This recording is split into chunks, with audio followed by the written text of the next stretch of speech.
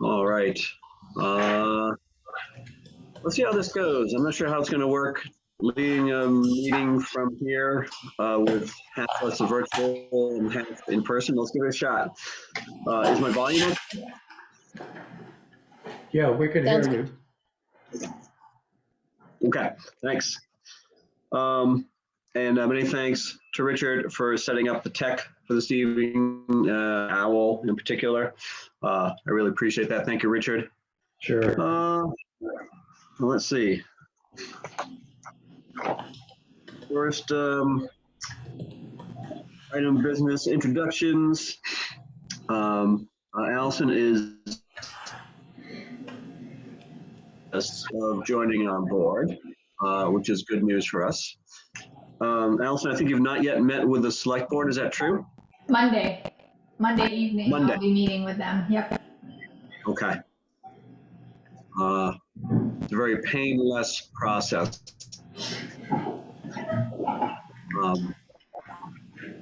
And I'm sorry, I'm dividing my attention because John McCormick is going to the other Zoom link.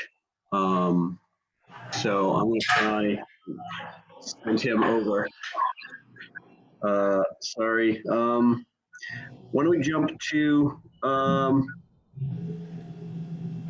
the general updates? Richard, do you want to talk about the meeting with the Brandon Energy Committee? Okay. I think we did that last time, didn't we? Yeah, we did that. Yeah, I'm looking at the wrong paper here. Sorry. I'm glad I remembered that we did it.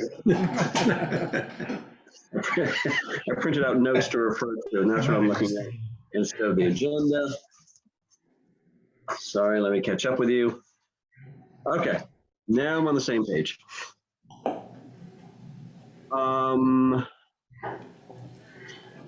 So the Bristol sidewalk inventory Saturday. I did not take part in that. Did anyone jump in on that activity?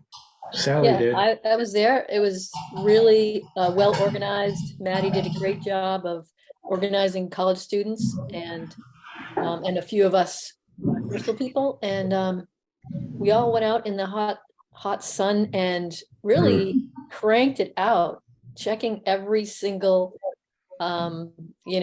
piece of sidewalk in particular areas. I don't think all the sidewalks were done, but a lot of them were checked for all that. And I didn't get back. My partner and I, who were doing Mountain Street, didn't get back in time to hear from everyone else, so we don't know what exactly was finished, but Maddie was really pleased with how much was inventoried, and it was interesting to see how closely in the details you look at to make decisions about when to redo them. I thought that was fascinating. I had a good time. Okay, great. I look forward to hearing the details, from Maddie at some point, or we may have to do a little bit more, I think, before the end. Yeah, she's actually welcoming input from anybody who wants to talk about their sidewalks. Bob Donis emailed her about the corner by his house, and she welcomed the information and said it squares with essentially what they found as well. But she also said if anybody has a particular spot to let her know. So I don't. They did our sidewalks last summer, so I can just sit back and enjoy them. They're great. Nice. Okay. I'm sorry, multitasking here. I'm trying to get John McCormick from the wrong Zoom meeting into this Zooming right now. So I'm dividing my attention. Richard, Carol, I just want to say that John often calls in. I don't know if does he have a phone number to call into this one? I have two Zoom tabs open right now, and he's waiting in the waiting room of the other Zoom tab that we're on right now. So I'm working on sending him to the invitation to this one. Great. Thanks. Yeah, you're welcome. And then thank you, Sally, for representing us at the the sidewalk inventory. Sure, it's fun. I could talk about Geo if you want for a minute or something like that, if you want to skip Sure. around, or we'll just wait for you to bring John in. That's fine. Well, Richard, do you want to talk about Mike Roy and the Climate Economy Action Center? I don't have any more information because Mike could not meet in April. We're going to meet actually early in May to talk about the plans to take the inventory of non-residential buildings in Bristol and in other, I think in Middlebury and possibly Virgins. But we haven't met. He couldn't do it in, as I say, in April, so it's coming up. So we'll have it for the next meeting. Okay.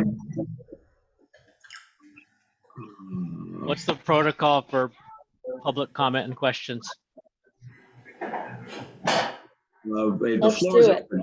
We should have started it off at the beginning probably, but let's do it now. Yeah, Yep. but go ahead.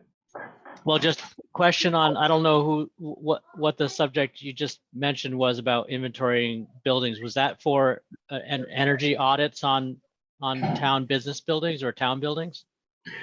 I'm not sure yet. It's CAC, the Climate Energy Action, what is it, Sally? What's the C?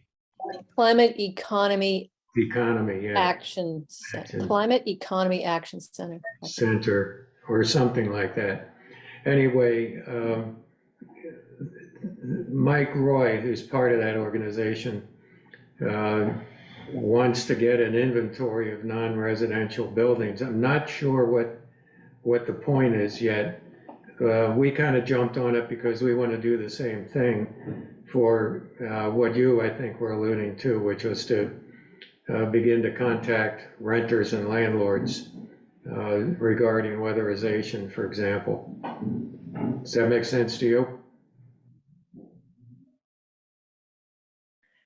Yeah, I think so. I mean, having some inventory of, or at least helping people understand what their sort of rating or impact of energy use is, that could identify easier wins than others or cost-effective improvement opportunities, would hopefully, give people a little bit more confidence to make the investment. But what each person needs obviously might be different to have that confidence. I was kind of asking about municipal buildings in particular because of the MERP program that's rolling out, and I don't know if the town's gotten on the list Yeah. to have energy rate audits done on their buildings. Yeah, we've had a conference with Maddie. We're not on the list yet because at least when we had the conference with her several weeks ago, apparently nobody was on the list yet at that time. But we're working closely with Maddie on it. Sorry. Great. I have a little bit of an update on that because I Okay, good. talked to her about it this weekend at the sidewalk thing. She said, unfortunately, Bristol is not going to be able to get in on the MERP end of things. I think maybe other smaller towns or something have more precedence for whatever they have less access to money than Bristol, Virgins, and Middlebury or something like that. I'm not sure exactly what it was, but it sounded like she said, I'm sorry to say, but can't really do the MERP with Bristol. Wow. But there are other things. She said, I forgot what she felt like we should focus on instead. But, Okay, I'll get in touch with her. I wonder, I think there are 4 preferred towns. It's beginning to make sense to me. I attended the regional planning commission meeting last week.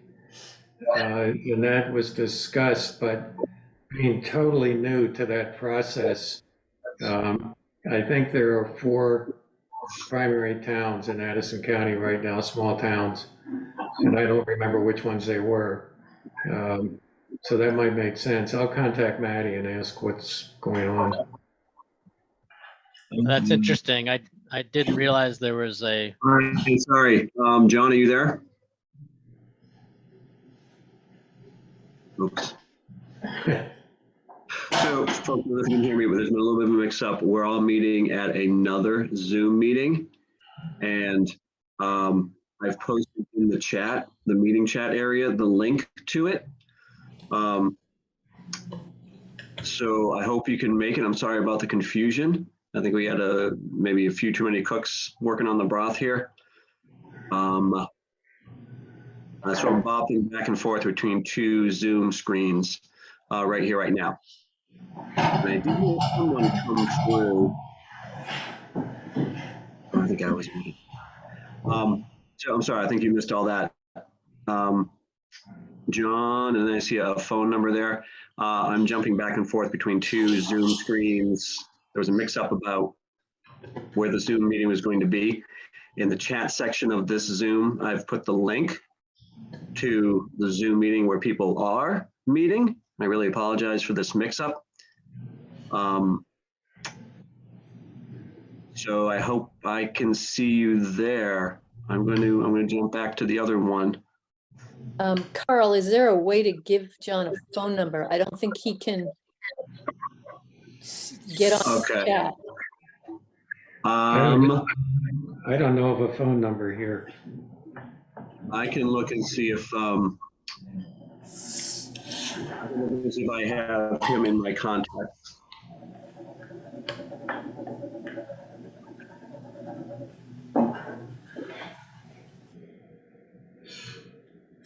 anyway, I was just starting to ask, I didn't realize there was a restriction on who could apply for MERP.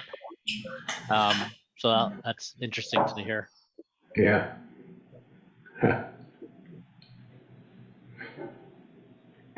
I think that Bristol is a high energy burden town, so I think we should look for opportunities somehow with that too. Just, the fact that more residents are spending more money and energy, a bigger percentage of their income on energy, and that kind of gives us some kind of designation to have some priority, I think, but I'm not sure where we talk about that. Just anything we do, I think we should say we're a designated high energy burden town. Mhm. Yeah, that's official. Yeah.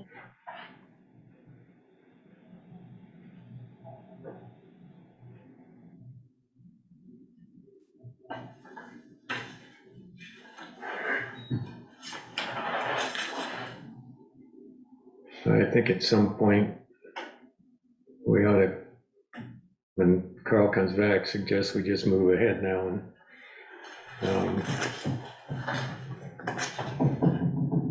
I sent out the link to John earlier today, so I don't know what the story is.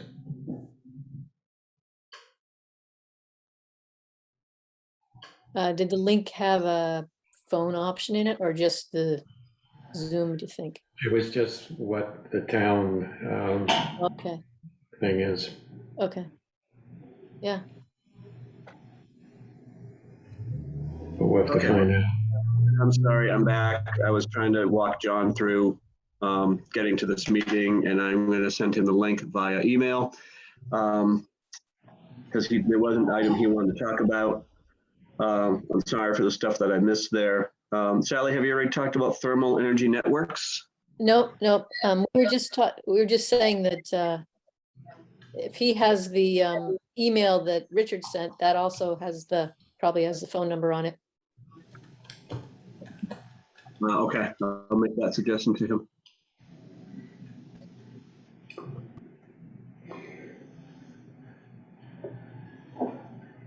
But you go ahead, Sally, while I take care of this. Is that where we are on the thing? Okay, I think it's wherever we are. okay. So I just wanted to check in with the committee because both Richard and I separately have been kind of learning more about geothermal networks and are thinking and have pulled together a little group. Matt has gotten involved to meet for the first time next week on Tuesday to just talk about what are the opportunities in Bristol to explore using some sort of geothermal energy networks or a starter spot where it could branch out from there and become a network. And I didn't know how much the committee knows about this, or if anyone talked about it before, like if Richard's talked about it, I don't know. So I just thought I should at least bring it up to the committee and say that a few of us are kind of exploring it. And the idea is to think about where there might be a pilot project so that, it could be seen and explored and, something tried out. And the best place is at new construction because it's pipes that go in the ground and carry water around, and you need the ground torn up. And so it's handy to do it when construction is going on. And it's also handy when the roads are being trenched for new pipes, which is coming around Bristol. So that's another reason why it seemed like a good time to think about it here.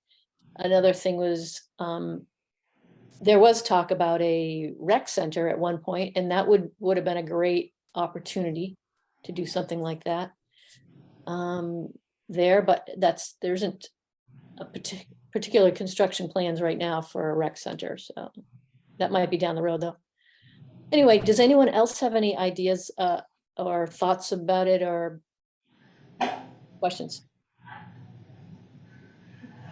So I could give a little more background. It started to gear up when Jim Dumont and Debbie New and Mari Cordes and I got together and started talking about it. And Jim particularly drafted the legislation called the Thermal Networks Act. I forget what it's called now, but it's started out as age 56, and that was a bill that would instruct the Public Utilities Commission to develop rules to license entities to become district thermal network providers. And then such an organization could be anything from the town of Bristol, Acorn Energy that built our solar array, independent districts, up in the Northeast Kingdom. Some of the smaller electrical providers might be able to do it. Anyway, it enables the PUC to draft the framework so that could be done legally. And it also included a ratepayer protection program and a third element, which was prohibiting Vermont Gas from expanding its territory, not laying any more pipe in new areas. 1 and 3 immediately hit headwinds. And it became evident as we worked through the fall that wasn't going to be a big roadblock. And so we broke out H242, which is only the district thermal aspect. That's in the House Committee on Energy and Environment. And unfortunately, it's on the wall. And probably we don't see any way it's going to come off in this session, even though there is virtually no opposition to it from Vermont Gas, from utilities, or anybody else that we've run into. Though once hearings begin, that doesn't mean that some might not come up. But it looked like it was a slam dunk, but it's just this legislative session has so much work to be done that they're almost certainly not going to be able to consider it. And you know that the difficulty they're having getting S5 to a vote, and it's not all certain on that. So we're kind of in a holding pattern, and so Sally and others, I think rightly so, want to jump ahead of it. So when this thing does finally pass, hopefully in the next session, and rules are made, towns like Bristol are familiar with it, and construction projects, and even I've had the kind of dream that Main Street, the buildings on both sides of Main Street could very easily be linked via a geothermal network. I talked to John, what's his name? Moyers? Moyers, yeah, John Moyers about it briefly. And he was very interested in it, even though he has a massive wood pellet system that would have almost the same capacity for that side of that side of the street. So the group that Sally's putting together does include Debbie New and Jim and everybody who was involved in this bill, and we'll see what comes out of it. I did invite John, but I haven't heard from him. Richard, is there any chance that would get tacked on to S5 as a renewable energy credit source? We've been pleading for that. We've had everybody and his dog working on it. The Act on Climate Coalition, particularly Rob Kidd with Sierra Club, has been lobbying for that consistently. The other possibility would be the housing bill. So that, there's a remote chance. The problem is there's been no testimony yet. And we're told that it's got to come off the wall in Energy and Environment or somewhere and get at least some testimony, or it's going to be very hard to tack it onto something. Mari's working on it also very hard.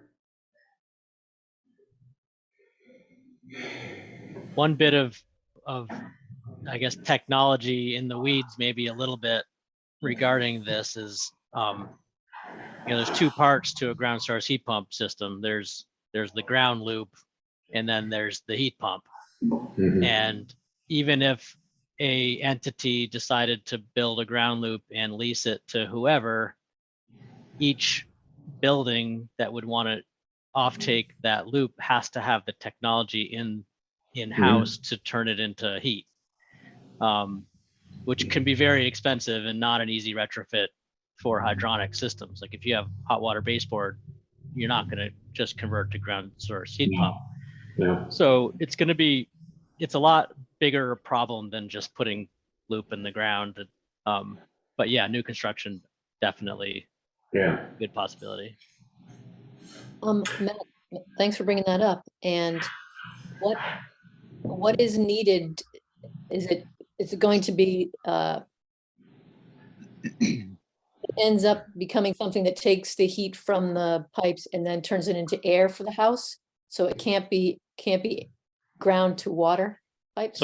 So my understanding is that the thermal energy loops we're talking about, it's not high grade geothermal, it's not Yellowstone here, right? So we have 50 degree water, and we have to turn it into 110 degree air or 180 degree water in some places, and that takes a heat pump.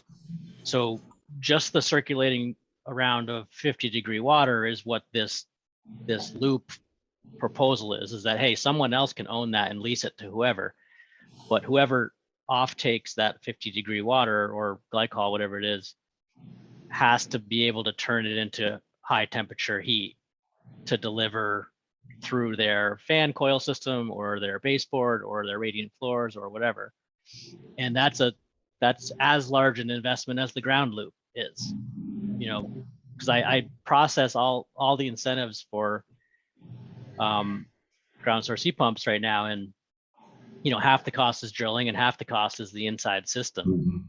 Okay, So you're only taking half the cost of this out, which is, it's helpful, but it's not to be misunderstood as ready to use heat like a district heating system would be.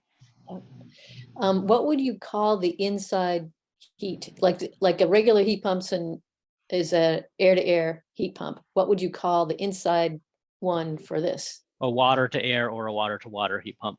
Okay. Thanks.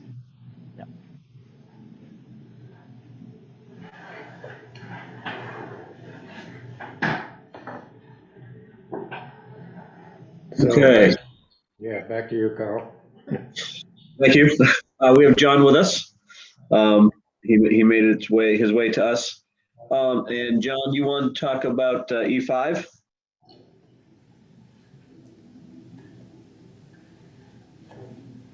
Okay, maybe we don't have John with us.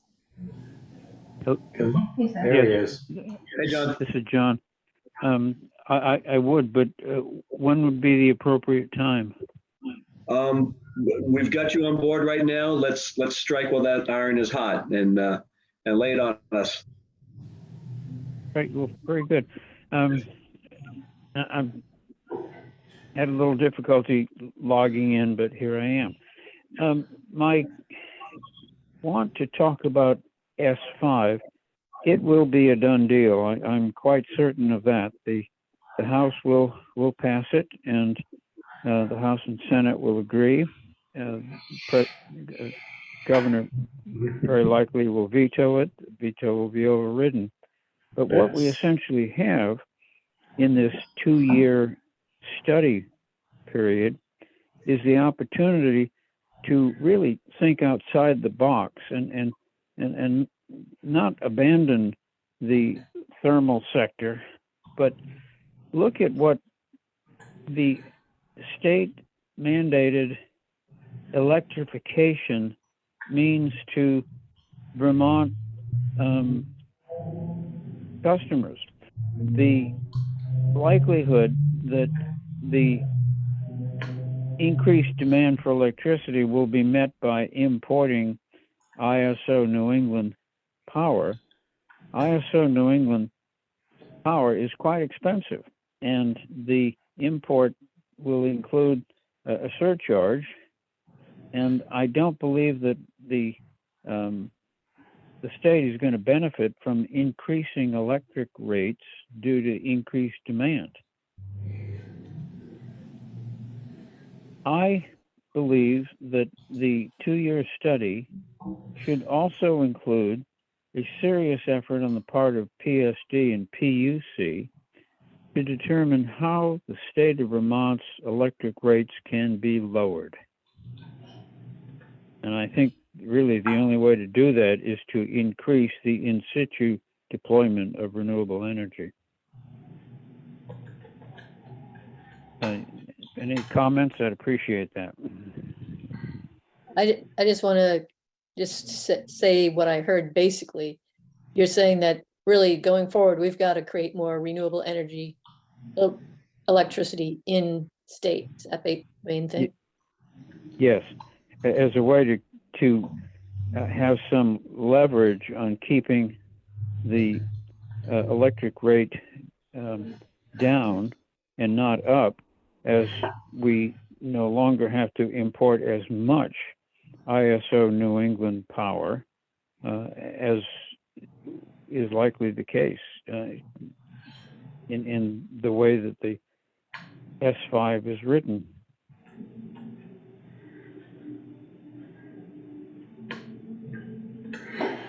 So we talked to Chris Bray quite some time ago about that, and the blowback that he was getting has to do with the fact that renewable energy, particularly solar, is intermittent and also very undependable in the winter months, which any of us who have solar panels can attest to. And so the blowback comes from the utilities that say, no matter what, they've got to have gas fire generation on demand. And so the task is going to be to convince, I think, the Public Utility Commission particularly, that they need to license in-state renewables, but also I think they need to really encourage battery storage so that we can make use of it when it's available, store it, and have it available when it's not, when the sun isn't shining. But even that, I think, isn't going to satisfy them fully. So we really have to study up on how we counter that argument. And I don't know if we can do it, but I think it's worth trying. I agree with John that the more we have in-state, the less of a tendency there's going to be for Green Mountain Power to buy quote-unquote hydro from Quebec, which is not really hydro necessarily. I agree, yes. Now, ISO New England, in 2020, those power plants in the 6 states contributed 25 million tons of CO2. And since each of the states, except perhaps for New Hampshire, are going forward on electrification policies, their demands will increase as well. And I think Vermont's going to be on the outside looking in, hoping to outbid other states for more power. The competition is going to be quite severe, and that means the pressure on the PUC and well, yes, PUC to agree to rate increases will be a reflection of the fact that ISO New England power being imported is very expensive, over 19, 20, 22 cents a kilowatt hour. Now that's not going to help lower and middle class families who have sort of been motivated to put in heat pumps and, of course, do their insulation. It's going to increase their cost of heating their homes. And I think, Richard, that's what you and I are sort of saying. Now, I want to switch to another topic, and that is this. I live in a 2-story log home that is not insulated except for the roof, because the logs, I can see my dogs running back and forth outside. So I cannot install a heat pump. And that being the case, if the fuel oil distributors are now having to increase their cost of doing business, they will pass those increases on to all of us in the form of higher oil charges. I will be paying those higher oil charges regardless of the fact that I cannot insulate the walls of my house. And I think I'm not alone. I think there are going to be quite a number of older homes that, for a variety of reasons, just cannot install a heat pump, but will pay higher fuel costs regardless.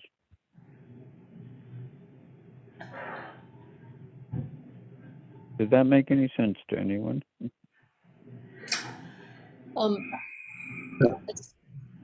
But is it really true that you can't install a heat pump? Can you just drill through the logs and put the pipes through like they do anywhere else? If you don't, you run the risk of mold in your household if you haven't insulated. Yeah, the problem, Sally, is Okay. it's hard to insulate a log house. Yeah. If you want to retain the log look inside. Yeah. I mean, you can insulate it, but I don't know. I would, I guess, suggest there certainly are opportunities to make a log home more airtight Mhm. and better insulated. And there's no reason you can't put a heat pump in a log home. And I appreciate what you're saying, Matt, but I look at the walls of my downstairs, and there is not an area large enough to accommodate that delivery system in the house. do you have Well, a you don't have the basement? wall space. You don't have the wall space to hang a heat pump. Is that what you're saying? That's right. Which Both. is a different problem than it being a log It's an house. it's an uninsulated house, and I don't have wall space to install the heat pump. There's one up. Oh, you can't see it. Are you on a phone, John, right now? Yes, I am. Okay. 'Cause we're looking at one up behind Mike, and looks like you could put that on a log. Hey, John, let No, me do I'm a saying- virtual home energy visit with you, and we'll see if we can find any Yeah. solutions for you. Well, that's a great idea. Well, we can try that, sure. He's And I'll a- call you, Matt, and see if we can schedule that. Yeah, sounds Good. good. Okay. I would Well, I would comment on the first topic you brought up. I think what you're saying dovetails really nicely with what a lot of the renewable energy advocates in Vermont are saying about the renewable energy standard and the status of that right now. Yes. There's a lot of talk about updating that so that we're supporting more in-state renewable build. So yeah, there's definitely some people out there that wholeheartedly agree with your statements. Are they going to are those persons you're referring to going to be active players in this 2-year study by PUC and PSD? Aside from the periodic town hall meetings, but literally sitting at the table and working out how we are going to change the permitting process such that it's more friendly towards large solar deployment, 10 megawatts, 20 megawatts, that sort of thing. I've heard it being advocated outside of the S5 process and in the renewable energy standard process. Yeah, it's going to be the RES. Yeah. I think.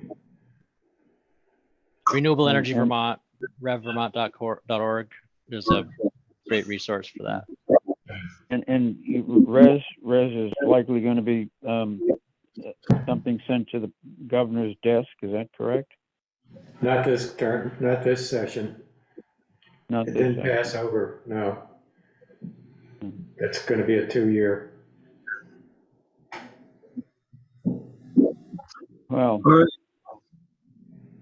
you know, John, I'm glad we finally got you on. I'm Any, sorry. Any last comments or questions for John? All right. Thanks for joining us. Sounds like your best bet, John, is Matt's offer right now. Yeah, good. Matt, I'll get back to you, sir. All right. Thank you. All right. Thank you, John. All right, so I'm kind of lost where we are on our agenda here. I was bopping back and forth. Did we talk about EV charging stations in Bristol yet? No, not yet. Richard, be willing to dive into that? Okay, and anybody else who has information. We just received the town received a questionnaire asking about our hopes and dreams for EV chargers, and I filled that out. I talked to Ian about it today as well. And essentially what we're proposing is a bank of 3 level 3 chargers in the site by the park that the select board approved a couple of years ago. We use the selling points of the fact that it's across from the town offices, it's accessible, and it's also a tourist draw that will definitely benefit our business district. So I think the feeling is level 3 makes a lot more sense. We don't need people coming to park for hours at a level 2.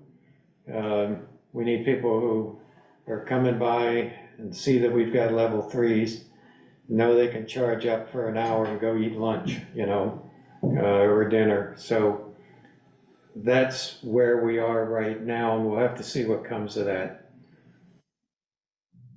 And then there are other ongoing possibilities with ARPA funds and Maddie. All this stuff is coming out in pieces, I guess. Um, I'd like to add to that too, or talk more about it with you, Richard. It sounded like there are two ways to do it, and that is, we get someone to give us a quote, and we put that quote together, and then we send that into them, and that might go a little faster, or we just say we want to do it, and we let them put together a quote when they get around to it, and there's that. And I know we did that little routine with Norwich, getting a quote. Is it worth trying to get a quote from either Norwich or someone, so we kind of have it a package to give them? I think it is. Okay, Yeah, I think so. Maybe you and I can talk to Ian and arrange that. We can contact Norwich and see if they'll give us an update on it. I mean, the one that they did was, for a level 2, so it's Mhm. gonna be a whole different thing, and they're probably gonna have to get GMP to say they're gonna bring they actually, I think the grant may have said we don't have to worry about whether they're gonna bring the 3-phase over, they'll deal with Right. it. Yeah. Yeah, and it is across the street, so it's not, Yeah. not gonna be a terrible thing. Yeah. Yeah, I think it makes sense to do that, get Norwich to quote us for an expanded Yeah. system. Great. Thanks. All right. Thank you, Richard and Sally, for your work on that. Look forward to that coming through. I think, have we already talked about the enhanced lighting rebates for businesses? Is that kind of an old business thing? It's done now, isn't it, Matt? It's finished? Yeah, whatever day I sent that email yesterday, the day before, we got the announcement that it was fully subscribed. So it was very popular. People were very enthusiastic and acted quickly, and it was a limited time offer. So Yeah. unfortunately, I'm really sorry we didn't grab it. I think between Richard and I, Richard was just gonna send some kind of paper. I was gonna go to see the businesses, and I never did that until just a few ago when I saw what Carl sent out. And I'm like, oh my goodness, I'll go make copies and take it around. And that was yesterday. So I think I'll, Richard sent it to the town right off, right? You Yeah. sent it to Ian. oh, you sent it to Ian? Oh yeah. I was ready to go carry it around to all the businesses and talk to them, but maybe sent it around to the towns. Maybe they haven't Well, thought. either way, whoever got in, whoever didn't. Yeah. But the other thing I would say is it doesn't necessarily mean people should stop talking about lighting, Yeah. because this is the last year Efficiency Vermont will have incentives on lighting because of the mercury ban. LEDs will be the baseline. Therefore, we cannot offer incentives on the baseline. So if you want incentives, even for like the library or any other project that didn't get the enhanced incentives, there's still the regular incentives that are going to be expiring at the end of the year. So move forth and replace old fluorescents. Okay. I will. Yes. So maybe I'll keep passing out something. What should I hand out? Well, I mean, I think you could just say, you could go to the Efficiency Vermont website and you could just print out the You can sort rebates by lighting, and you could just print out the page, and you could remind people you're canvassing that these rebates are going to be expiring at the end of the year, and they should take advantage of them Okay. if they, if they want to, I guess. I mean, certainly there's cost effectiveness questions. If you only use a light one day a week, maybe you shouldn't replace it. But Yeah. for something like the library, it might make sense. I wonder what these are. Those are fluorescents. Yeah, I thought so. At least the can lights. The can lights in the town office are fluorescents. I don't know about the linear ones, are probably fluorescents too, based on the age of that renovation. I'll bet you. So they should all be replaced? Are you saying? Or, Yeah, I mean, eventually they won't have a choice. The fluorescent will burn out, and they're going to have to get an LED to replace it. Okay. Whether it makes sense to replace them ahead of that schedule is Yeah. really a Yeah. use cost effectiveness question. yeah, I see what you're saying. It sounds like it might be, if there won't be any kind of subsidies after January 1st. Sounds like now's the time to do it. Does that make sense? Yes, that makes Okay, sense so- in so- general, and specifically if it's a light that they turn on when they get there in the morning and it's on all day. I mean, yeah, replace it for sure. So the main part of the office for sure, not necessarily the, Maybe not the conference room. I don't know how often that's on. Okay, we better tell Val and Ian.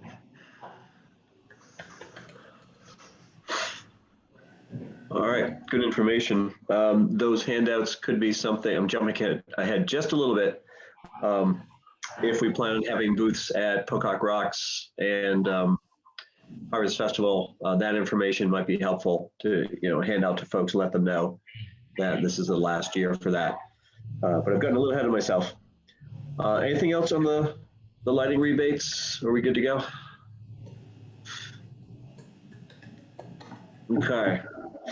Plan to organize local weatherization teams. Not a whole lot of progress on my part on that. I did have a quick conversation with Matt about that.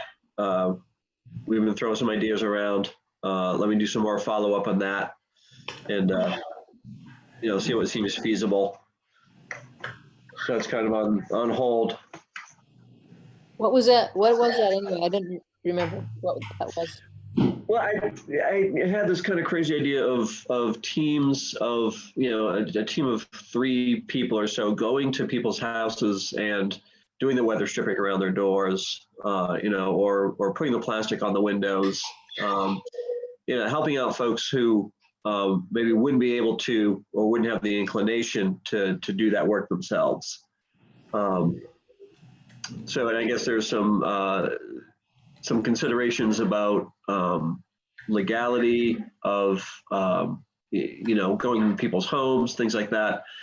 It seems like there's some steps that we need to take care of and get some clearances from the select board and make sure that it's all on the up and up legally and liability wise. But definitely also looking at running workshops possibly in the fire station, and showing people the basics of weather stripping, et cetera, et cetera. Now I'm remembering the whole conversation. Thanks. Yeah. Thanks. Yep, no worries. So that's in process. Anything new from window dressers? Yes, I've spoken with Jamie Gerla and Charlotte, and they are willing to build all of the inserts that are in the backlog from Bristol, New Haven, and Lincoln, provided, I think we talked about people from here doing the measuring. So he's on board with that, and actually just today I reassigned all of those to him, so he's got visibility to those. Great. So I'm assuming that at some point here in the next, couple months, that they'll be reaching out to folks here to set up, to assign measuring. So I guess if it would be possible, it would be nice just to get a list of the people who will volunteer to measure here so that I can share that with him. That would be great. I'll put myself on that was. I think that, okay, Yeah, Allison, I can measure as well. I'm glad to measure. And I think you guys are all, experienced measurers, so. Well, I don't think, oh, who's here? Yeah, actually, this is true. Who's here are measures.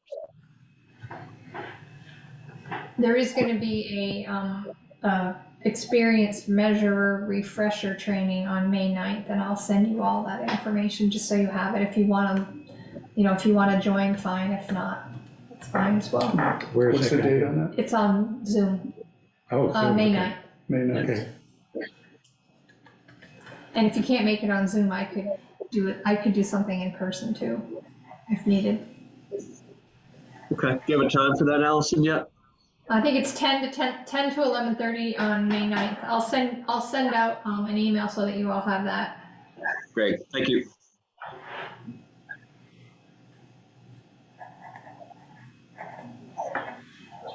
and then we can sign up to volunteer for the build Yeah, as well. yeah, Yeah. definitely. Okay. That's right. You don't Sounds have a great. date yet, probably. We're close. They're gonna have their build at the Charlotte Grange. Oh, I don't know if you're familiar with where that is. I did my first training there a few years ago. Right. Nice. Thanks, Allison. It's nice to have a direct pipeline to window dressers on the board, yeah, so, on the committee. You can't get much more direct, I guess. Yeah, love it. It's Exactly. great. Okay. Energy committee presence at local events such as Pocock Rocks. I have dates. I guess the dates for those. And I'll send them out. I know Pocock Rocks is in June, if I remember correctly. The Harvest Festival is in September. The Farmers Market, their website doesn't work, but through another website, I found out that they're going to be on Wednesdays and Saturdays. And we talked about maybe once a month going to the Farmers Market or something like that. Excuse me, I beg your pardon. And so I would definitely welcome ideas on what we'd like to present, at those events. I think it would be, good to do something like electric lawn type of things on the earlier end of things. Whether it's farmers market or whatever, just so people can get a chance of seeing electric mowers and stuff like that while it's still, reasonable to think about it. Yep, sounds good.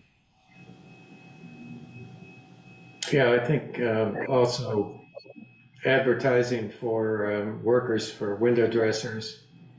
I think we can find a bunch of stuff.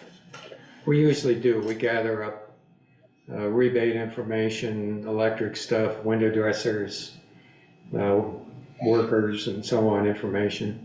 What about like keeping people, like I've seen a few front porch forum posts about the EV chargers, kind of like poking the energy committee. What about just keeping them abreast of like progress toward that, so that, just to keep them in At the the know. tabling. Yeah, Yeah. so that they don't Good. keep poking everybody at the. Yeah, one of us ought to respond to that. That's what We're I was working on wondering. it. I mean, yeah. It's just a little. Yeah. Was that Dave Sharp? You talking Yeah, it about was that? Dave, and then there was another. Is it Sally Jenkins Roth? Oh, Sally, yeah, And there was one other. yeah, Yeah. yeah. I did respond to Dave Sharp, and I let him know that Richard sent in a thing, so even Dave heard about it, and he's glad to hear that. I'll get hold of Sally. I talk to her once in a while. Okay, that's great. I'm getting a list of all this. On the Assistant to Vermont info. Matt, we're just talking about, having a table at Pocock Rocks and the Harvest Fest, et cetera. And is there, I don't want to have a flood of information because, too much information becomes no information, but is there, really like 3 important items that's going on at Efficiency Vermont that we should share with Bristol residents?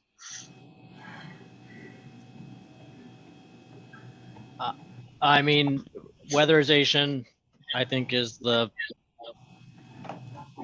primary thing we'd want to push. I mean, I'm not speaking from the position of the community engagement manager. We're also are trying to get free energy kits out the door. That partially has to do with the mercury ban and getting LED lights into people's homes while we can. So free energy kits, weatherization, and the third, I mean, it would probably be heat pumps. As far as like top 3 type stuff. Matt, do you think there'd be any chance of us getting some free energy kits to hand out, or do they just want to do it by sign up? Possibly. I could definitely inquire about that. Or you could go through probably Maddie or some other channel, or we could take it from both sides. Okay, yeah, let's do it from both sides. I mean, we could have the forms, the applications, and have people sign up, and then we send them in. If we can't get the actual stuff. Yeah, and maybe a little mixture could work out, because I know we've gotten feedback that it can be hard for some without the resources or abilities to navigate the online process. So having some in person to hand out would be good. But also just trying to reserve those for people who can't really navigate the web system. Okay. But I can reach out and see what we could offer. Is that must be end of June that's happening? I think it's earlier than that, but I think it's mid-June. Mid-June? I think it's the weekend of the 16th. something like that, yeah. No, yeah. Okay. I wish I had that down. I can look it up probably too. So I'll ask. Matt, maybe we could have some sort of a link that people could, if they had their phone right there, they could click on it and, QR code. copy it in or whatever. So then they'd have the link. And then if people didn't have that option, or they'd rather write it on the paper, then we could have the pieces of, the printed copy of an application for those who wouldn't do it the other way. I don't know. Yeah, it's June 17th. That's the date. Okay, good. June 17th. Okay. Allison just looked it up. I'll ask Michelle over here and see what they can offer. Okay, great. Yeah, tell her we'll hand them out. We won't sell I was at the LEAP Energy Fair in Duxbury on Saturday. They were giving them away there. I saw a lot of people walking around with those boxes. them. Cool. Yeah, I got mine some time ago. It's amazing. It's All right. Yeah, I just got mine a week or 2 weeks ago or something. Nice. This is a good list of stuff that we can put out there for folks to see. Get some good information. Looks like the Harvest Festival is September 24th. okay, good. Unfortunately, we don't have any information on the IRA rebates yet to share. I know a lot of people have been inquiring about those recently, but they just don't exist yet. So maybe by that, what made me think of that, it was September. Hopefully we'll know. Yeah. Okay. Yeah. Good idea. And weatherization, is going to pick up. It's going to get very busy as you get into the fall. And if, people can't expect to call in October and get a job done before the end of the year if they start in October. So the focus ought to be on getting set up and into the queue now thinking So- ahead, get in line. So, at one of the earlier things, like either Pocock or the farmer's market or something, tell people, this is what you should do now if you want to do weatherization for the fall. And what would that be? Find a contractor, basically? Yeah, find a contractor and get on their schedule. Yeah.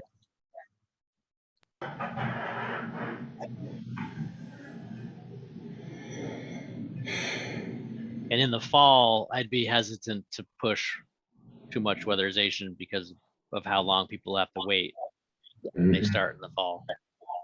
Okay, So do that in June. Yeah. Yeah. Okay. Nice. So what if we can have a laptop available for people to get information that way? I mean, that would help people sign up for energy kits on the spot.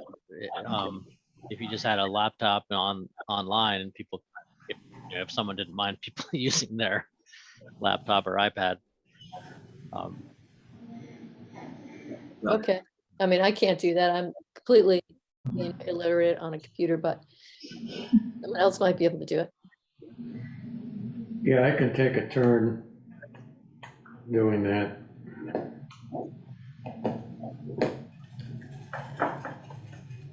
Let me see what we can get to offer from Efficiency Vermont for that. That'd be great. It sounds like if they were walking around with them in wherever else, they've got to be moving somehow. You must have a warehouse full of those things. Yeah, I would think our office is pretty empty of people. It's probably filled with energy kits.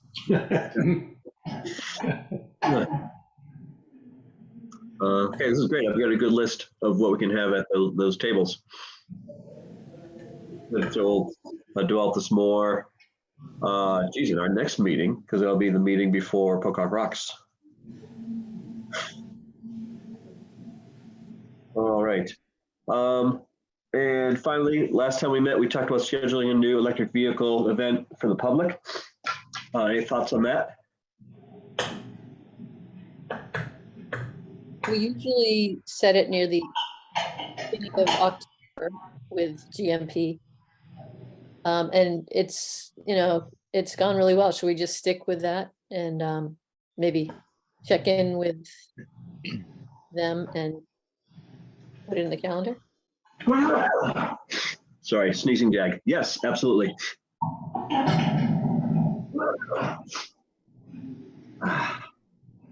I'm glad you're not here. Yeah, really. We're all glad I'm not there. I miss you all dearly. Don't get me wrong, but yeah, it's good for me to be here. Allergy season. He's got conjunctivitis. Well, I guess, yeah. Oh, yeah. Summer is not on. I'm sparing you all that. Okay, so as we get closer to that, one of us can make some calls to GMP and get that rolling. I think it was very successful the last time we did it. What's that? I think it was very successful the last time we did it. Yep. Well said. I'm glad to reach out. I've connected with them both times, and Richard was there for the first one. And I'd be glad to reach out and make that plan again. Great. Great, thank you.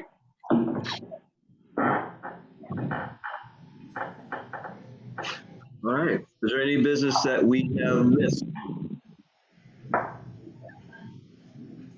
I could let you know of 2 other events that are happening or will be planning on happening in the energy world in Bristol. One is that Efficiency Vermont is currently planning a heat pump cleaning training for contractors, and we're looking at locations to do this. And I have inquired about possibly using the American Legion as a event location for it. And it, depending on the size of the group, the Holly Hall office comes to mind, or the conference room you're in comes to mind. So stay tuned. Hopefully there'll be a training in Bristol somewhere for contractors to learn about how to clean heat pumps. Cool. All right. And the other thing is a couple building science geeks gotten together and organized a little bit of what's called a BS and beer meeting, and the second one of its like is scheduled now for Sunday, May 21st at the Hogback Brewery in Bristol, and the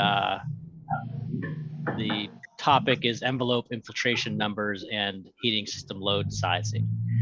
And this is just, it's primarily for building science geeks and energy professionals, but anybody's welcome to attend.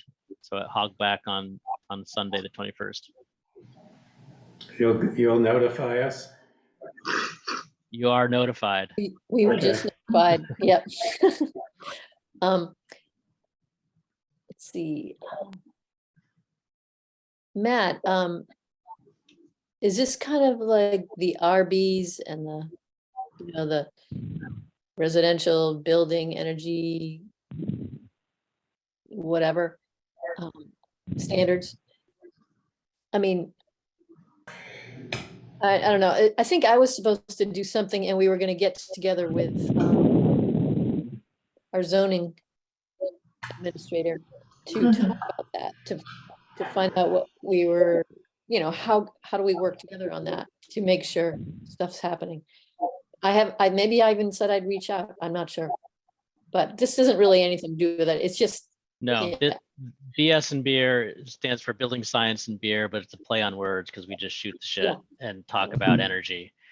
And that is completely friendly and discussion topic oriented. Yeah. The RBs, which is energy code, is certainly a topic that I'd be happy to talk with anybody at the town about, because the town is supposed to be receiving RB certificates prior to issuing COs.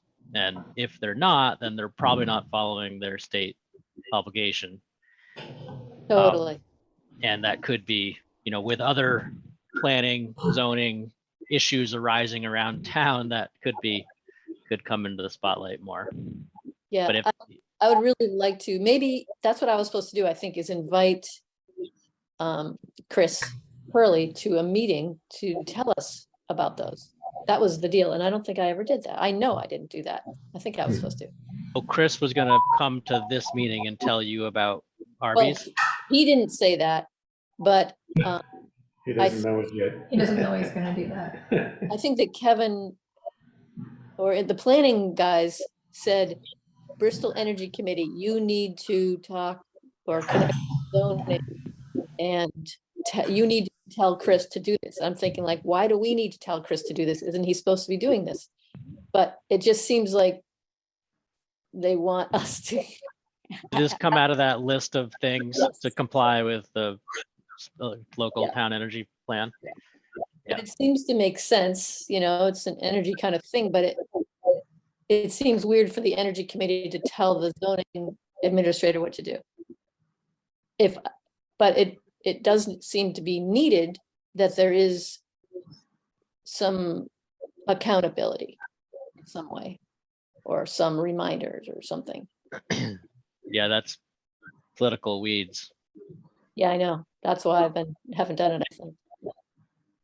He answers to the select board, right? Yeah, so I'd like to maybe go to the select board and we all are in a meeting together and talk about it together. I don't know. Do you still have a liaison, a select board liaison, or does that go do away with? Does the energy committee? Yeah. Yeah, there is one, and I'm not sure who ours is. It might be Michelle, which would be tricky. Well, if you have a liaison, I'd suggest going to your select board liaison and saying, hey, the planning commission asked us to discuss our energy code with your zoning administrator, how do you want us to proceed, or how do you Okay. suggest doing that? I mean, it could That's great. be a sticky. It could be a sticky wicket. Okay. Um, is it, yeah, so I should do it directly with a liaison or even at a select board meeting? Like in the beginning, when you ask something, hey, not sure about how to go about this.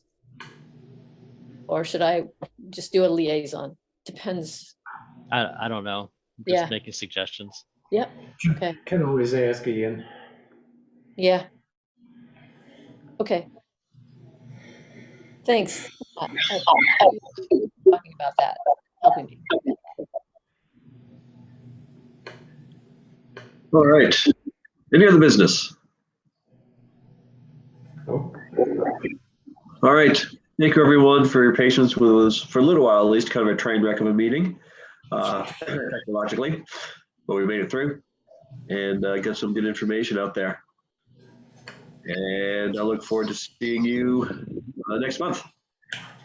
sounds good. Get better. Carl, yeah, get better. Thank you. That's the plan. Yeah, Appreciate it. I think we covered a lot of good things tonight at the meeting. We did. We did. Good. Absolutely. All right. Take care. Thanks for being here, Matt. Nice seeing y'all. Sally, I'll see you on the 25th. Great, excellent, thanks. Good night, all.